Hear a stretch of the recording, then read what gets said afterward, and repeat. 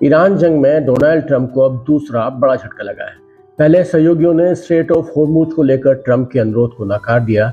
चीन, Japan, Australia और NATO देशों ने यह स्पष्ट कर दिया है कि वो स्ट्रेट ऑफ होर्मुज खोलने के लिए अपने युद्धपोत नहीं भेजेंगे। नाटो का मतलब है नॉर्थ अटलांटिक ट्रीटी ऑर्गेनाइजेशन। ये एक तरह का सैन्य गठबंधन है जिसमें 32 देश शामिल हैं। 1949 में इसकी स्थापना हुई थी और इसका एक ही उद्देश्य है सभी सहयोगी देशों की सामूहिक सुरक्षा सुनिश्चित करना।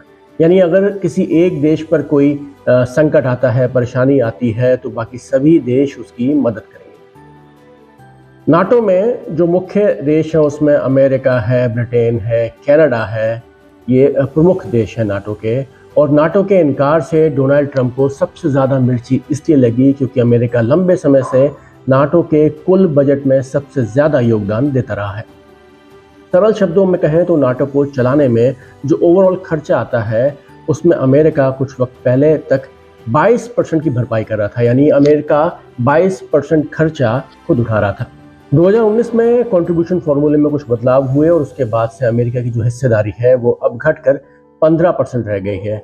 अमेरिका और जर्मनी टोटल 15% जो है वो कंट्रीब्यूट करते हैं, जबकि यूके और फ्रांस का कंट्रीब्यूशन 10% है। इस लिहाज से भी देखें तो अमेरिका बाकी देशों से ज़्यादा नाटो को चलाने पर खर्च कर रहा है। इसलिए डोनाल्ड ट्रंप को कहीं ना कहीं लग रहा था कि वो जैसे ही नाटो देशों से मदद मांगेंगे और सभी देश तुरंत खड़े हो जाएंगे, लेकिन ऐसा नहीं हुआ। अब बात करते हैं डोनाल्ड ट्रंप को लगे दूसरे बड़े झटके की। अमेरिका के नेशनल काउंटर टेररिज्म सेंटर के डायरेक्टर जो केंट ने अपने पद से इस्तीफा दे दिया है। ऐसा नहीं है कि जो केंट ने बस ऐसे ही इस्तीफा दे दिया, उन्होंने बाकायदा इसका कारण बताया है और उनके इस्तीफे की वजह है ईरान युद्ध। National counter terrorism FBI, homeland security और CIA के बीच जो है वो कोऑर्डिनेट का काम करता है। लिहाजा इसके डायरेक्टर का अपने पद से इस्तीफा देना, वो भी ईरान युद्ध को लेकर, अमेरिका के लिए बहुत बड़ा झटका है। खासतौर पर डोनाल्ड ट्रंप के लिए बहुत बड़ा झटका है।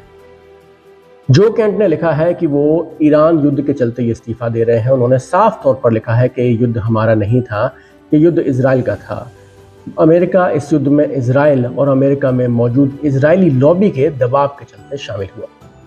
जो केंट के इस्तीफे से एक बार फिर ये साफ हो जाता है कि अमेरिका में ईरान युद्ध को लेकर डोनाल्ड ट्रंप के प्रति गुस्सा लगातार बढ़ रहा है। पूर्व सैनिकों के साथ साथ अब अमेरिकी प्रशासन में भी इसके खिलाफ आवाज उठने लगी है।